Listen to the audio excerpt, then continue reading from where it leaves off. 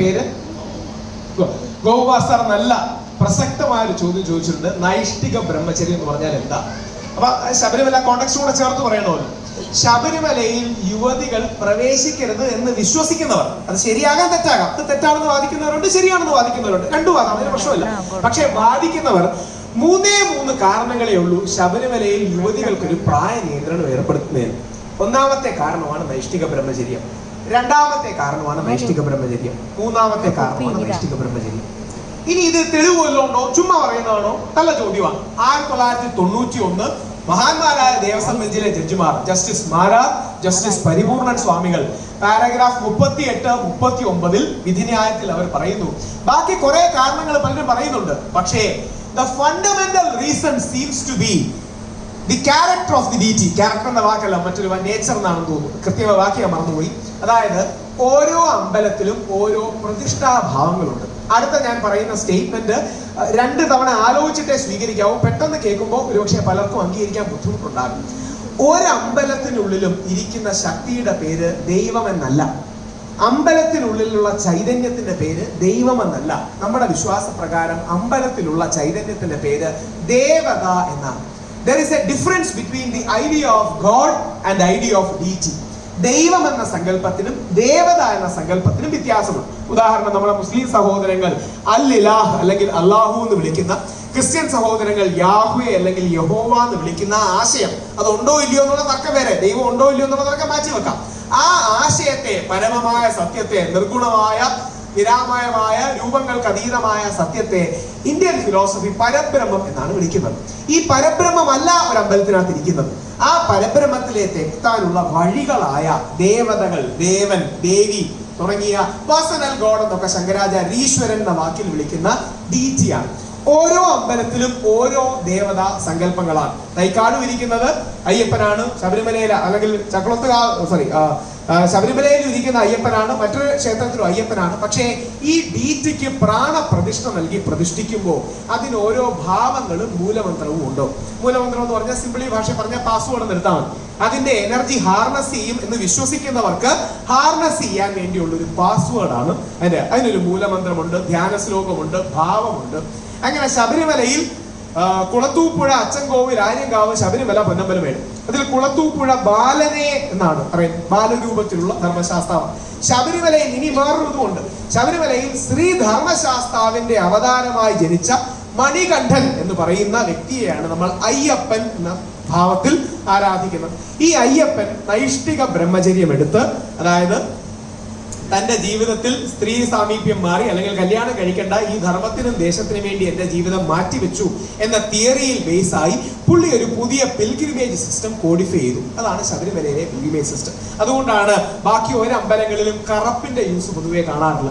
ബാക്കി ഒരു അമ്പലങ്ങളിലും ഇരുമുടി കെട്ടെടുത്തു പോകുന്ന പോലത്തുള്ള ചടങ്ങുകൾ കാണാറില്ല. 41 ദിവസം വ്രതാനുഷ്ഠാനങ്ങളുടെ കാര്യങ്ങൾ പൊതുവെ കാണാറില്ല. ഇദ്ദേഹം യുണീക്ക് ആയിട്ടുള്ള ഒരു പിൽഗ്രിമേജ് സെറ്റ് ചെയ്തു. ആ പിൽഗ്രിമേജിന്റെ ഭാഗമായി സദ്ഗുരു ജഗ്ഗി വാസുദേവ് സൂചിപ്പിക്കുന്നത് പോലെ Sabarimala temple is a prescription for man, not a restriction for woman. സ്ത്രീകൾക്കുള്ള ഒരു റെസ്ട്രിക്ഷൻ അല്ല, പക്ഷെ പുരുഷന്മാരോട് പറഞ്ഞു, നിങ്ങൾ ദക്ഷസ്മൃതിയിലൊക്കെ പറയുന്ന ഈ നൈഷ്ഠിക ബ്രഹ്മചര്യം എന്ന് പറയുന്ന വിവേകാനന്ദൻ ക്ലെയിം ചെയ്യുന്നത് ശരിയാണോ എന്ന് എനിക്കറിയില്ല. 1896 രാജയോഗ പുസ്തകത്തിൽ പറയുന്നത്, ബ്രഹ്മചര്യം എടുത്ത് സെക്ഷൽ എനർജി നിങ്ങൾ കൺസർവ് ചെയ്താൽ നട്ടലിലൂടെ, നിങ്ങളുടെ ചക്രങ്ങളിലൂടെ ഓജസ് എന്നൊരു കാര്യം ഉയരുമെന്നും, അങ്ങനെ ഓജസ് ഉയർന്നു കഴിഞ്ഞാൽ ഒരാൾക്ക് ഒരുപാട് സ്പിരിച്വൽ പവേഴ്സ് കിട്ടുമെന്നുള്ള ഒരു യോഗിക് താന്ത്രിക് ക്ലെയിം ആണ് ശബരിമല സിസ്റ്റം. ഇതിൽ നമുക്ക് വിശ്വസിക്കാനും വിശ്വസിക്കാതിരിക്കാനുമുള്ള അവകാശമുണ്ട്. പക്ഷേ വിശ്വസിക്കുന്നവരോട് പോകുമ്പോൾ അവിടെ അലമ്പ് കാണിക്കാൻ പോകുന്നത് ശരിയല്ല.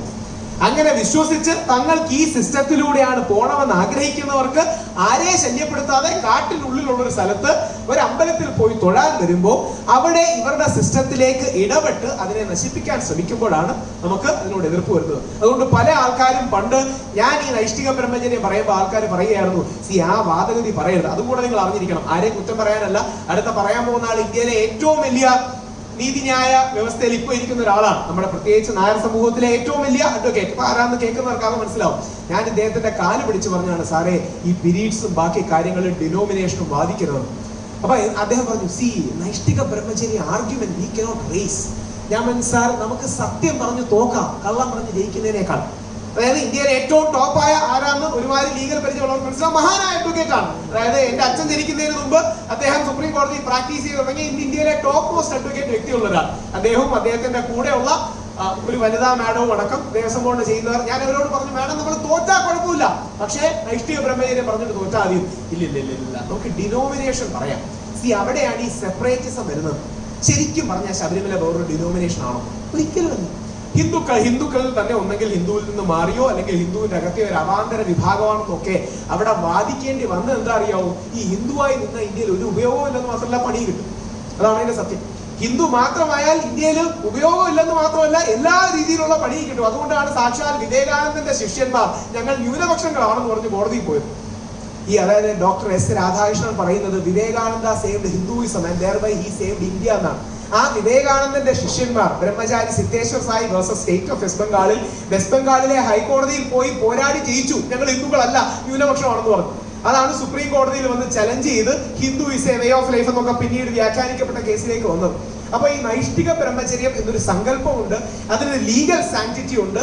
ഇപ്പോഴത്തെ കേസ് തന്നെ നിങ്ങൾ നോക്കിയാൽ അറിയാം. സുപ്രീം കോടതി പറഞ്ഞു, നിങ്ങൾ ഡിനോമിനേഷൻ ആണെങ്കിൽ ഞങ്ങൾ ഇടപെടില്ല എന്ന് പറഞ്ഞാൽ, നിങ്ങൾ ഡിനോമിനേഷൻ ആണെങ്കിൽ ഇടപെടില്ല, നിങ്ങൾ ന്യൂനപക്ഷങ്ങളാണെങ്കിൽ ഇടപെടില്ല, നിങ്ങളുടെ വിശ്വാസങ്ങളിലൊന്നും ഞങ്ങൾ ഒരു കാര്യമായിട്ട് ഇടപെടില്ല. പക്ഷെ നിങ്ങൾ ഹിന്ദു മാത്രമാണെങ്കിൽ ഞങ്ങൾ എന്ത് വേണമെങ്കിൽ ചെയ്യും. ഇതാണ് പലപ്പോഴും സംഭവിക്കുന്നത്. ഇതാണ് നൈഷ്ഠിക ബ്രഹ്മചര്യം. അപ്പൊ മുഖ്യമന്ത്രി നല്ല പ്രസക്തമായ ഒരു ചോദ്യം ചോദിച്ചു.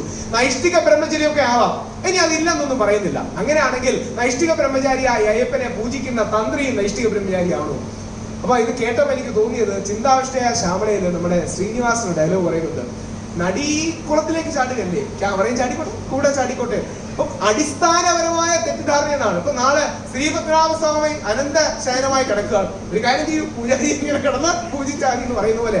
അപ്പൊ അങ്ങനെയല്ല, ആ സിസ്റ്റത്തിന് അദ്ദേഹത്തിന്റെ കുറ്റമായിരിക്കില്ല, ഉപദേശം കൊടുക്കുന്ന ഇൻപുട്സ് ആയിരിക്കും. അപ്പൊ നൈഷ്ഠിക ബ്രഹ്മചര്യം ഒന്നുണ്ട്, അത് കോർട്ട് വെരിഫൈഡ് ആണ്. പാരഗ്രാഫ് 38-39 പറയുന്നുണ്ട്. ഒരു തെളിവും കൂടെയായി വാർഡ് ആൻഡ് കോണർ, നമ്മൾ ഇന്ത്യക്കാർക്ക് പുസ്തകങ്ങളും ചരിത്രവും ഒന്നും എഴുതാൻ താല്പര്യമില്ലാത്തതുകൊണ്ട് നമ്മൾ എഴുതിയിട്ടില്ലെന്നേ ഉള്ളൂ. 1812 വാർഡും കോണറും എന്ന് പറഞ്ഞ രണ്ട് ബ്രിട്ടീഷ് ഉദ്യോഗസ്ഥന്മാർ നമ്മുടെ തിരുവിതാംകൂറിന്റെയും കൊച്ചിയുടെയും സർവേ എടുക്കാൻ എല്ലാ സ്ഥലങ്ങളിലും പോയി.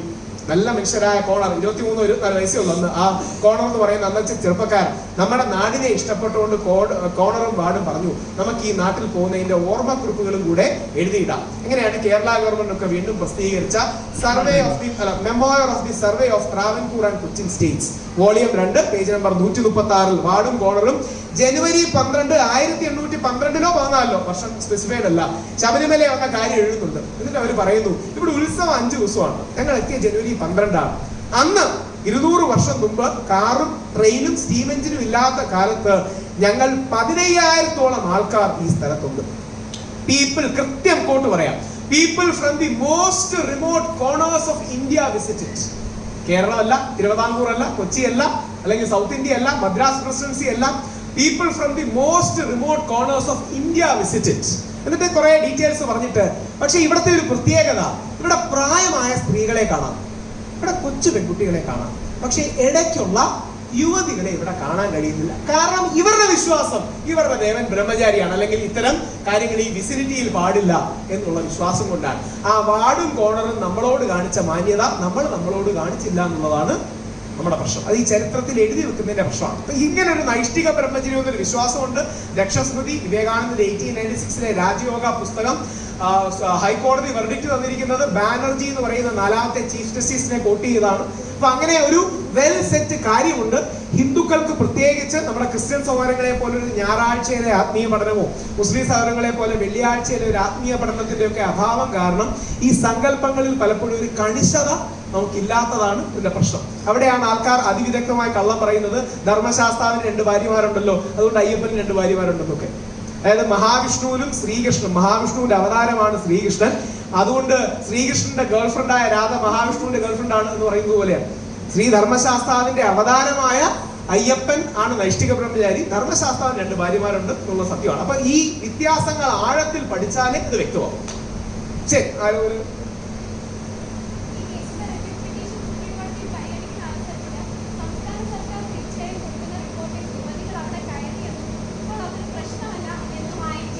ആണല്ലോ, അങ്ങനെ ആയിരിക്കുമല്ലോ. അപ്പോൾ അങ്ങനെ ഒരു അവസരത്തില് ഉത്തരവാദിത്തപ്പെട്ട ഒരു സംസ്ഥാന സർക്കാർ കൊടുക്കുന്ന റിപ്പോർട്ടിന്റെ സത്യസന്ധത പരിശോധിക്കാൻ സുപ്രീം കോടതിയുടെ ഭാഗത്തു നിന്നൊരു നടപടിക്ക് സാധ്യത വളരെ കുറവല്ലേ? അങ്ങനെ വരുമ്പോൾ ശബരിമലയ്ക്ക് വേണ്ടി വാദിക്കുന്നവർക്ക് അതിനെ എത്രമാത്രം പ്രതിഷേധിക്കാൻ കഴിയും? സാധാരണ ആലങ്കാരികമായ ഭാഷയിൽ പറഞ്ഞാൽ this is a strategy by the state government to weaken our case. കുറച്ചുകൂടെ സാധാരണ ഭാഷയിൽ പച്ചയ്ക്ക് പറഞ്ഞാൽ നമുക്ക് പണി തരാൻ വേണ്ടിയാണ് കേരള ഗവൺമെന്റ് ഇങ്ങനെ ചെയ്തത്. അതായത് ഇന്നത് നോർമലൈസ്ഡ് ആയി, ഇതൊരു നോർമൽ പ്രാക്ടീസ് ആയി, യുവതികൾ കയറിപ്പോയി, ഇനി നമുക്ക് പിന്നോട്ട് പോകാൻ കഴിയില്ല. സ്ത്രീ വിമോചനത്തിന്റെ ഭാഗമായി അവിടെ സ്ത്രീകളും യുവതികളും കയറിപ്പോയി, ഇനി പിന്നോട്ട് പോകാൻ കഴിയില്ല എന്ന ധാരണ ഉണ്ടാക്കാൻ വേണ്ടി, അതൊരു ചീപ്പ് സ്ട്രാറ്റജിയാണ്, പക്ഷെ ആ ധാരണ ഉണ്ടാക്കാൻ വേണ്ടിയാണ് സ്റ്റേറ്റ് ഗവൺമെന്റ് അങ്ങനെ ചെയ്യുന്നത്. എങ്ങനെങ്കിലും രണ്ടുപേരെ കയറ്റി, ഇന്നലെ ഒരാൾ കയറി എന്ന് പറഞ്ഞു, ഇപ്പം പല പത്രങ്ങളും റിപ്പോർട്ട് ചെയ്യുന്നത് 10 യുവതികൾ കയറിയെന്ന് അവരുടെ ഫോട്ടോയും പേരും സമയവും വെച്ച് സുപ്രീം കോടതി റിപ്പോർട്ട് കൊടുക്കുന്നതാണ്. എളുപ്പമല്ലേ? ഇവർക്ക് താല്പര്യമുള്ള പരിചയമുള്ള 10 യുവതികളുടെ ഫോട്ടോയും പേര് റിപ്പോർട്ട് കൊടുത്താൽ പോരെ, എന്നിട്ട് കയറി എന്ന് പറഞ്ഞാൽ പോരെ. സാർ ഓൾറെഡി ഇവർ കയറി എന്ന് പറയുന്നു, എന്ത് ചെയ്യാൻ പറ്റും? സംസ്ഥാനങ്ങൾ. അപ്പൊ ഇതൊരു നോർമൽ പ്രാക്ടീസ് ആയി കഴിഞ്ഞു എന്ന ധാരണ ജനിപ്പിക്കാൻ അവിടെയാണ് വിഷമം.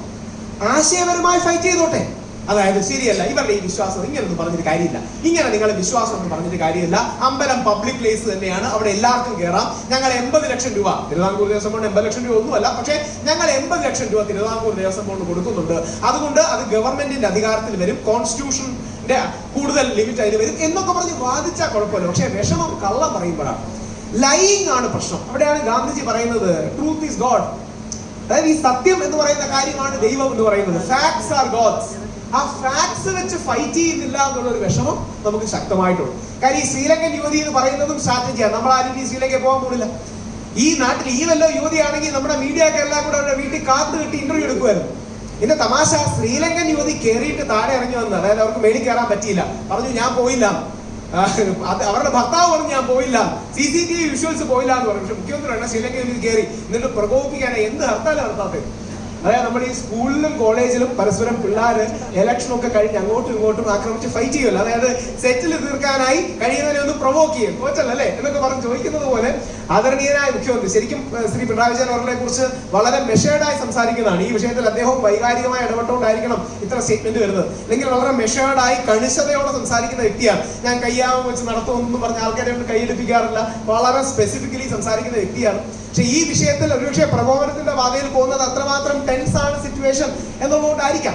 പക്ഷെ കള്ളം പറയരുത് എന്നുള്ളതാണ്. അങ്ങനെ കള്ളം പറഞ്ഞാൽ നമുക്ക് ഡിസ്പ്രൂവ് ചെയ്യാനൊക്കെ ബുദ്ധിമുട്ടാണ്.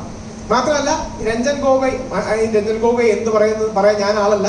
രഞ്ജൻ ഗൊഗോയ് വരുമ്പോൾ ഇത്രയധികം പ്രക്ഷോഭങ്ങളും മറ്റും ഉണ്ടായി എന്നൊക്കെയുള്ളൊരു നെറേറ്റീവ് വരുമായിരിക്കും. അപ്പൊ അതിനെ കൗണ്ടർ ചെയ്യാൻ ഇനി എന്ത് പറഞ്ഞിട്ടും കാര്യമില്ല, അവിടെ യുവതികൾ കയറിപ്പോയി എന്ന് പറയാൻ വേണ്ടി നടത്തുന്ന ഒരു നാടകമാണ്. അവിടെയാണ് ഈ ലെഫ്റ്റ് ആണെങ്കിലും റൈറ്റ് ആണെങ്കിലും ട്രൂത്ത് ആണ്. നിങ്ങൾ ഇടതുപക്ഷക്കാരനാകാം, വലതുപക്ഷക്കാരനാകാം, സെൻട്രിസ്റ്റ് ആകാം, അഭിപ്രായം ഇല്ലാത്തവനാകാം, പക്ഷെ സത്യം എന്നൊരു കാര്യമുണ്ട്. ആ സത്യത്തെ വിട്ട് നമ്മൾ ചെയ്യുകയാണെങ്കിൽ ഇന്നല്ലെങ്കിൽ നാളെ ആ സത്യം തിരിച്ചടിക്കും എന്നുള്ളതാണ് എന്റെ പ്രതീക്ഷ.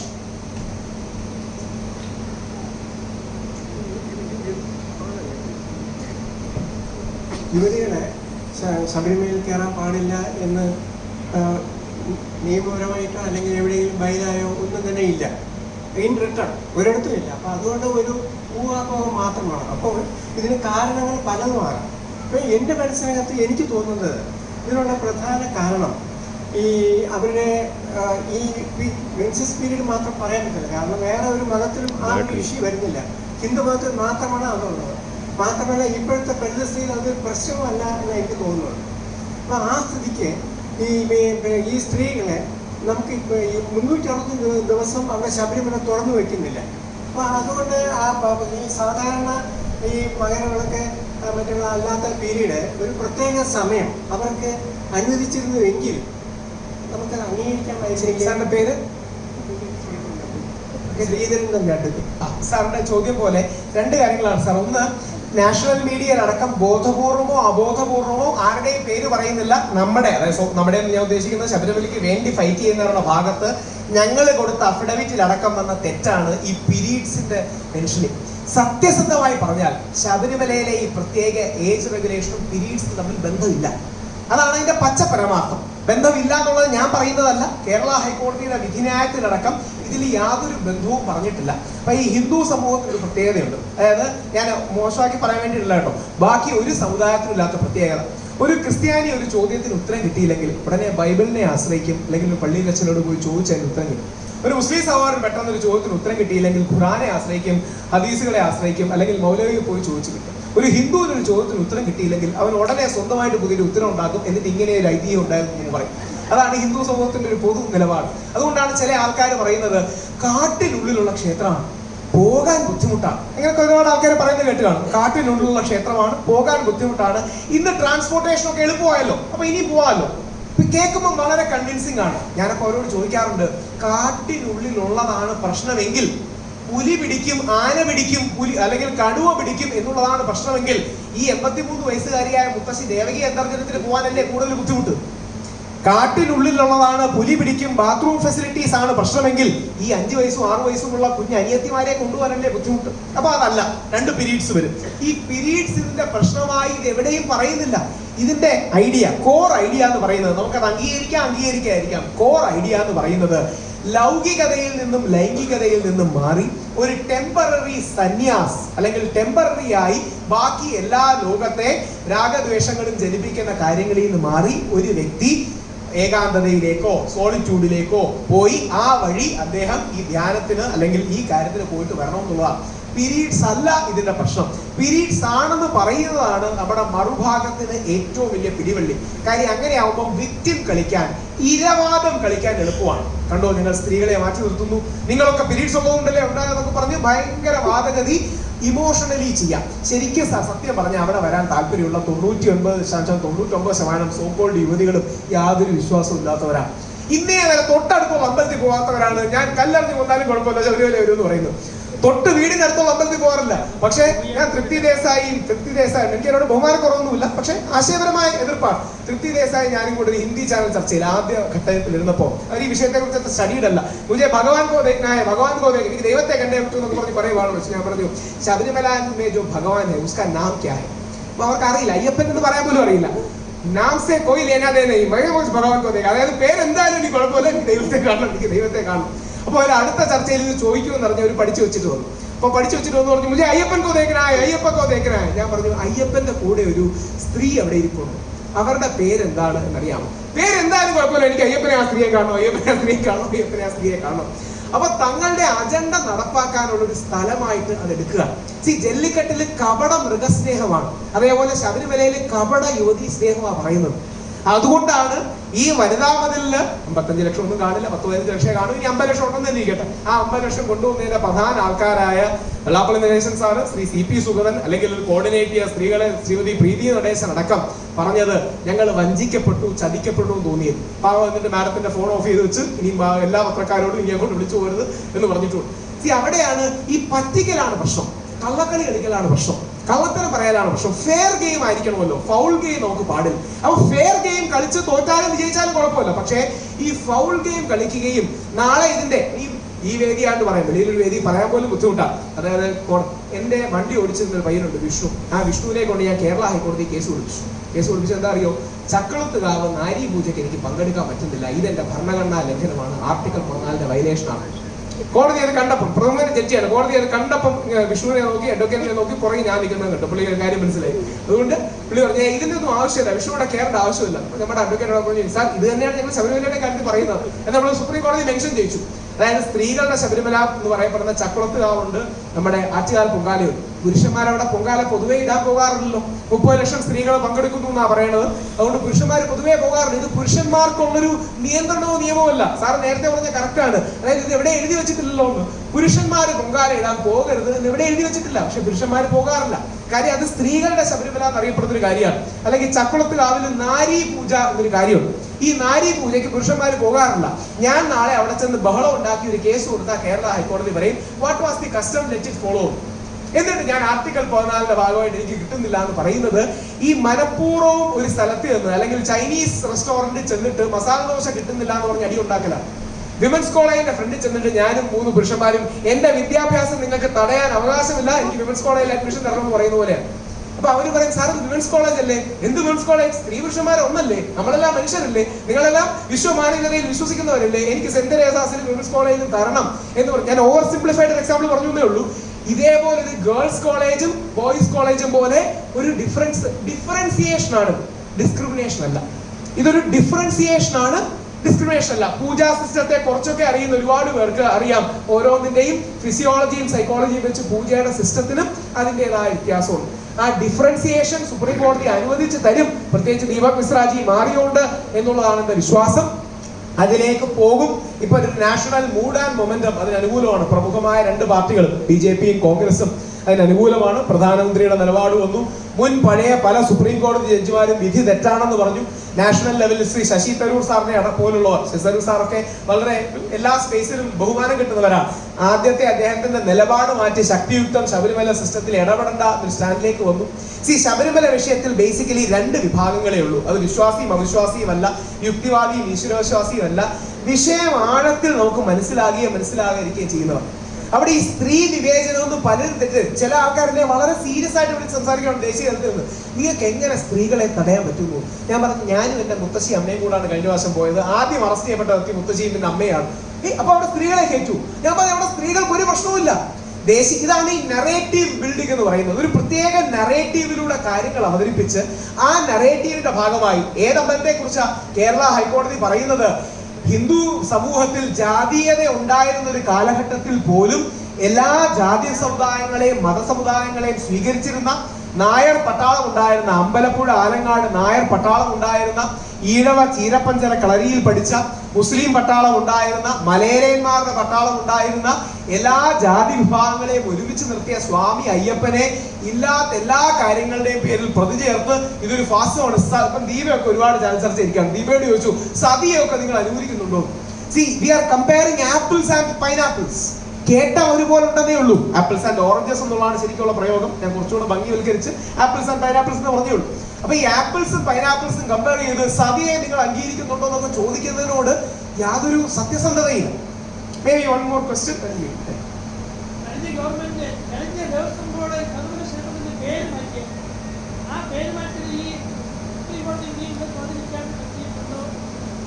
പറ്റിയിട്ടില്ല. അതായിരുന്നു എന്റെ ആഗ്രഹം. ഞാൻ ഈ ശേഷം വെച്ചത് പറ്റിയിട്ടുണ്ടോ എന്ന് എനിക്കറിയില്ല. പ്രയാസായിരുന്നപ്പോ ഞാനടക്കമുള്ള ആൾക്കാർ ഒരുപാട് കാലമായിട്ട് അവിടെ സൂചിപ്പിക്കുന്നുണ്ട്. ധർമ്മശാസ്താവാണ് ബേസിക്കലി, ഇല്ലെന്നല്ല, പക്ഷെ ധർമ്മശാസ്താവിനെ പോലെ ഈ അയ്യപ്പന്റെ ഐഡന്റിറ്റി ഒന്ന് ഹൈലൈറ്റ് ചെയ്ത് കാണിക്കണം. അയ്യപ്പൻ എന്നുള്ളത് ഹൈലൈറ്റ്. പണ്ട് മുതലേ ശ്രീ CP നായർ സാറിനൊക്കെ അറിയാം, 2 പേര് ഉപയോഗിക്കാറുണ്ട്. ശ്രീ ധർമ്മശാസ്ത്ര ക്ഷേത്രം ഉപയോഗിക്കാറുണ്ട്, അയ്യപ്പൻ കോവിലൊന്നും ഉപയോഗിക്കാറ്. 2നും യാതൊരു പ്രശ്നവുമില്ല. പക്ഷേ അയ്യപ്പൻ എന്നുള്ളതൊന്ന് ഹൈലൈറ്റ് ചെയ്യാൻ വേണ്ടിയും, ധർമ്മശാസ്താവിന് പൂർണ്ണ പുഷ്കല 2 ഭാര്യമാരുണ്ട്. അപ്പോ ഈ നൈഷ്ഠിക ബ്രഹ്മചര്യം എന്നുള്ള വാദം വരുമ്പോ 2 ഭാര്യമാരുണ്ടെന്നൊക്കെ മറുഭാഗത്തിന് പെട്ടെന്നൊരു ആർഗ്യുമെന്റ് പറയാൻ എളുപ്പമുണ്ടാവും. ആരെയും മോശമാക്കാനല്ല. വിഷമം എന്താ അറിയോ? പലപ്പോഴും ഈ വിഷയം അറിയാത്ത നോർത്ത് ഇന്ത്യയിൽ നമ്മൾ പോയി വാദിക്കുമ്പോൾ സിമ്പിൾ ആർഗ്യുമെന്റ്സ് ആണ് അവർക്ക് പെട്ടെന്ന് കൺവിൻസിങ്. അതായത് നമ്മളെ അനുകൂലിക്കണം എന്നുണ്ടെങ്കിൽ ഞങ്ങളുടെ ശരിക്കും പറഞ്ഞാൽ ശബരിമലയെ മാറ്റുക തമ്മിൽ ഒരു ബന്ധവുമില്ല, ശബരിമലയും ചക്രവർത്തി തമ്മിൽ ഒരു ബന്ധവുമില്ല. പക്ഷെ അവിടെ ചെന്ന് there are ladies Sabarimala in Kerala എന്ന് പറഞ്ഞാൽ നമ്മളെ അനുകൂലിക്കാൻ താല്പര്യമുള്ളവർ പറയും, there is ladies Sabarimala, why do you want to intervene? Intellectually honest argument ഒന്നുമല്ല. നമുക്ക് മലയാളികൾക്ക് എല്ലാം അറിയാം, കേൾക്കുന്ന മലയാളിക്ക് അറിയാം ശബരിമലയും സ്ത്രീകളുടെ ശബരിമലയും തമ്മിൽ ബന്ധമില്ലെന്ന്. പക്ഷെ നോർത്ത് ഇന്ത്യയില് കേൾക്കാൻ സുഖമുള്ള കുറച്ച് ആർഗ്യുമെന്റ്സ് ഉണ്ട്. അപ്പോ അയ്യപ്പന്റെ സ്വത്വം അല്ലെങ്കിൽ അയ്യപ്പന്റെ ഐഡന്റിറ്റി ഹൈലൈറ്റ് ചെയ്യുകയാണെങ്കിൽ ഈ നൈഷ്ഠിക ബ്രഹ്മചര്യം കുറെ കൂടെ ഹൈലൈറ്റ് ചെയ്യാനുള്ള ഞാൻ തന്ത്രങ്ങൾ ചെയ്യുകയാണെങ്കിൽ തുറന്നു പറഞ്ഞിട്ടേ ചെയ്യാറുള്ളൂ. കാരണം നമുക്ക് ഹിഡൻ അജണ്ടയൊന്നുമില്ല. അപ്പൊ ഞങ്ങൾ അടക്കമുള്ള ആൾക്കാർ പ്രയാസ് സാറിനോടും അജയ് തറയിൽ സാറും അവരൊക്കെ ഒരുപാട് ബുദ്ധിമുട്ടിയാണ് ശബരിമലയ്ക്ക്. അവരോട് പറഞ്ഞു, സാർ 2 പേരുകൾ ഉപയോഗിക്കാം, പക്ഷേ ഈ ശബരിമല അയ്യപ്പ ക്ഷേത്രം എന്ന് കുറച്ചുകൂടെ ഹൈലൈറ്റ് ചെയ്യാമെങ്കിൽ നമുക്ക് സുപ്രീം കോടതിയിലെ കേസിലടക്കം കാര്യമായത് ഉപകാരം ചെയ്യും. അല്ലെങ്കിൽ കുറെ കൂടെ നമുക്കൊരു നെറേറ്റീവ് ബിൽഡിങ്ങിന്റെ ഭാഗത്തിന് ഉപകാരം ചെയ്യും. നാഷണൽ മീഡിയ സ്ട്രോങ്ലി നമുക്കെതിരാണ്. എന്റെ അടുത്ത സുഹൃത്താണ് ശ്രീ അർണബ് ഗോസ്വാമി. അല്ലെങ്കിൽ നാഷണൽ മീഡിയയിൽ ഒരുപാട് പേർ അവരടക്കം ഈ വിഷയത്തിൽ നമ്മൾ എടുക്കുന്ന നിലപാടിനോട് ശക്തിയുക്തം വിയോജിപ്പാണ്. കാര്യം അവർക്ക് അവരുടേതായ നെറേറ്റീവ് ഉണ്ട്. അവർ പലരും തെറ്റിദ്ധരിക്കുന്നത് ഈ സ്ത്രീകളെ എല്ലാം ഇവരിങ്ങനെ മോശമായി കാണുന്നു, സ്ത്രീകളെ മാറ്റി കാണുന്നു ഒക്കെയാണ്. അപ്പൊ ഇങ്ങനെ ഒരു മൂവ് നടന്നു. അതിന്റെ പിന്നിലെ സത്യസന്ധമായ ഉദ്ദേശം ഇതാണ്. പക്ഷേ പുതിയ ദേവസ്വം ബോർഡ് പ്രസിഡന്റ് ഒക്കെ വന്നു പത്മകുമാർ സാർ വലിയ വിശ്വാസിയാണ്. ഞാൻ പോണ എല്ലാ ചർച്ചയിലും പറയുന്നുണ്ട്, ഇപ്പോഴത്തെ ദേവസ്വം ബോർഡ് പ്രസിഡന്റ് പത്മകുമാർ സാറിന് അത്രയും നല്ല വിശ്വാസിയാണ് രാഹുൽ ഈശ്വർ ഈ ജന്മത്തോ അടുത്ത ജന്മത്തോ പറ്റില്ല, അത്ര നല്ല വിശ്വാസിയാണ്. അദ്ദേഹത്തിന്റെ പാർട്ടിയിൽ നിന്നിട്ട് പോലും ശക്തിയുക്തം തന്നാൽ കഴിയുന്ന രീതിയിൽ ശബരിമല ഡിഫെൻഡ് ചെയ്ത വ്യക്തിയാണ്. അപ്പോ സാർ അടക്കം വന്നപ്പോ പ്രഷർ കാരണമായിരിക്കാം, അല്ലെങ്കിൽ റീഇൻസ്റ്റേറ്റ് കാരണമായിരിക്കാം, അല്ലെങ്കിൽ പ്രയാർ സാർ പറയുന്നതിനെ എതിർക്കണമെന്ന് വിചാരിച്ചായിരിക്കാം, അല്ലെങ്കിൽ വേറെ എന്തെങ്കിലും കൊണ്ടായിരിക്കാം ആ നീക്കം പിൻവലിക്കാനോ ഡയല്യൂട്ട് ചെയ്യാനോ നീക്കം ഉണ്ടായി. അപ്പോ ഈ അയ്യപ്പന്റെ ഐഡന്റിറ്റി ഹൈലൈറ്റ് ചെയ്യാനുള്ള ഉദ്ദേശമായിരുന്നു നമുക്കിലുണ്ടായത്. അത് നല്ല ചോദ്യം. അപ്പൊ അമ്മ എന്നെ തമാശക്കിടയ്ക്ക് വിളിക്കുമ്പോ അമ്മ എന്നോട് ചോദിക്കും, മോനെ നീ ജയിലിലാണോ ബെയിലിലാണോ എന്ന്. അതുകൊണ്ട് അത് അങ്ങനെയൊക്കെ തന്നെ വരാം, അങ്ങനെയൊക്കെ തന്നെ. ആ ചോദ്യം കൂടെ കേട്ടിട്ട് അതിന് ഉത്തരം പറയാം. സാർ പറയണം ചോദ്യം. അവിടെ രക്തം ചിന്തിയെങ്കിലും അവിടെ ഒരു അശുദ്ധി ഉണ്ടാക്കാനായിട്ട് ചെയ്തത് സത്യസന്ധമായിട്ട്. നല്ല ചോദ്യം സാർ. ആ ചോദ്യം ചോദിച്ചതിന് ആ ചോദ്യം അവസരം തന്നത് പ്രത്യേകിച്ച് ആ കേസുമായിട്ട് കൂടെ ബന്ധപ്പെട്ടതാണ്. ഈ എന്നെ എന്നിട്ട് ഞായറാഴ്ച രാവിലെ പോലീസ് അറസ്റ്റ് ചെയ്തു. ഞായറാഴ്ച വൈകിട്ട് എറണാകുളം കോടതിയിലേക്ക് എത്തിച്ചു. അവിടെ ജഡ്ജിയോട് എന്നിട്ട് പോലീസുകാർ പറഞ്ഞു, അതായത് ഞാൻ പറഞ്ഞ കൃത്യമായി ഈ മീഡിയയിൽ പോകുന്നതിന്റെ വലിയ പ്രശ്നം അതാണ്, 44 മിനിറ്റുള്ള പ്രസ് മീറ്റിൽ നിന്ന് 40 സെക്കൻഡ് കട്ട് ചെയ്ത് ഞാൻ കൃത്യമായി പറഞ്ഞത് സത്യവുമാണ്. അതായത് ശബരിമലയിൽ അന്ന് രഹന ഫാത്തിമയും ആ ഒരു ബാച്ച് ഓഫ് ആൾക്കാരാണ് വരാൻ നിന്നത്. അപ്പൊ അവിടെ ഒരു വിഭാഗം ആൾക്കാർ നിന്നിരുന്നു ശബരിമലയിൽ. ഇനി ഇവര് കേറുമ്പോ ഇവര് കേറാതിരിക്കാൻ ഞങ്ങളുടെ കയ്യിൽ രക്തം ചിന്തി മുറിച്ച് ആണെങ്കിൽ ഞങ്ങൾ നടയടപ്പിക്കുമെന്ന് നിലപാടെടുത്തവരുണ്ടായിരുന്നു. നമ്മുടെ തിരുവനന്തപുരത്തെ പ്രധാനമുള്ള ഒരു പാർട്ടി ഞങ്ങൾ 18 പടികളിൽ 18 പേര് ആത്മഹത്യ ചെയ്യുമെന്ന് നിലപാടെടുത്തവരുണ്ടായിരുന്നു. ഇവരോടടക്കം ഞാൻ പറഞ്ഞു, അതിന്റെ ഒന്നും ആവശ്യമില്ല. നമ്മൾ അയ്യപ്പന് വേണ്ടി ബോംബെറിയാനും കല്ലെറിയാനും രക്തം ചിന്താനും സ്ഥാനങ്ങൾക്കും പോകണ്ട. അങ്ങനെ നിൽക്കുന്നവരുണ്ടായിരുന്നു, അവരോട് അങ്ങനെ ചെയ്യണ്ട എന്ന് പറഞ്ഞതാണ്. ഈ രണ്ടാമത്തെ ഭാഗവും കട്ട് ചെയ്തു. ഒന്നാമത്തെ അപ്പം ശബരിമലയിൽ രക്തം ചിന്തി നടയടപ്പിക്കാൻ തയ്യാറായ ആൾക്കാർ നിന്നുണ്ടായിരുന്നു എന്ന് ഹെഡിങ്ങും അതിന്റെ വ്യാഖ്യാനം രാഹുൽ ഈശ്വർ ശബരിമലയിൽ രക്തം ചിന്ത ആൾക്കാരെ നിർത്തിയെന്നാക്കി. ദേശീയ മാധ്യമങ്ങളെടുത്തപ്പോൾ രാഹുൽ ഈശ്വർ രക്തം ചിന്തി ശബരിമല നട അടപ്പിക്കുന്നുമായി. അവിടെയാണ് ഈ ഈസിയായി വാക്കുകളെ എടുത്ത് നെറേറ്റീവ് മാറ്റി മാറ്റി വന്നത്. എന്നിട്ട് അവിടെ അന്ന് തന്നെ ജാമ്യവും കിട്ടി. ജഡ്ജി പോലീസുകാരോട് ചോദിച്ചു, ഇയാൾ ഇങ്ങനെ പറഞ്ഞു എന്ന് നിങ്ങൾക്ക് അഭിപ്രായം ഉണ്ടോ? പോലീസുകാർ പറഞ്ഞില്ല, ഇങ്ങനെ ഉണ്ട് എന്ന് ഇയാൾ പത്രസമ്മേളനത്തിൽ പറഞ്ഞുകൊണ്ട് അവരാരാണെന്ന് അന്വേഷിക്കാൻ വേണ്ടി അറസ്റ്റ് ചെയ്തതാണ്. അപ്പൊ അങ്ങനെയാണ് ജഡ്ജി പറഞ്ഞത്, എങ്ങനെയാണെങ്കിൽ വിളിച്ചാൽ പോരെ എന്ന് പറയില്ലേ. അപ്പൊ പോലീസുകാർക്ക് മറുപടി ഇല്ല. അപ്പൊ ജഡ്ജി പറഞ്ഞ് ജാമ്യം കൊടുക്കാം. അപ്പൊ എന്നിട്ട് ജഡ്ജി പോലീസുകാരോട് തന്നെ പറഞ്ഞു, ഇദ്ദേഹം ഇങ്ങനെ പറഞ്ഞു എന്ന് നിങ്ങൾക്ക് പോലും ക്ലെയിം ഇല്ല, ഇദ്ദേഹം ഇങ്ങനെ ബാക്കിയുള്ളവരുണ്ടെന്ന് പറഞ്ഞതേ ഉള്ളൂ. അപ്പൊ പോലീസുകാര് ആരുടെയും കുറ്റമല്ല, കേസ് സ്ട്രോങ് ആക്കാനായിരിക്കും അല്ലെങ്കിൽ ഒരു നെറേറ്റീവ് ബിൽഡ് ചെയ്യാനായിരിക്കും ചെയ്തു. ഇദ്ദേഹം ചോദിച്ചതുപോലെ 6 കേസുണ്ട്. അത്ഭുതകരം എന്ന് പറയട്ടെ, 3 ദിവസം മുമ്പ് പുതിയൊരു കേസ് കൊണ്ടിട്ടു. ഞാൻ എന്നിട്ട് തിരുവല്ല RDOയിൽ പോയി ജാമ്യം എടുത്തു. പ്രധാനമായിട്ട് ഇപ്പൊ എന്റെ പല സുഹൃത്തുക്കളും ഉണ്ട്. ആ സുഹൃത്തുക്കൾ എന്നെ വിളിക്കും. ഞാൻ സുഹൃത്തുക്കളെ വിളിക്കും, ഒരു ഇടയിൽ ജാമ്യത്തിന് ആളുകൾ വേണ്ടിയാണോ നീ വിളിക്കുന്നത്? ഞാൻ ഫോൺ എടുക്കൂല. ഈ 12 ജാമ്യക്കാർ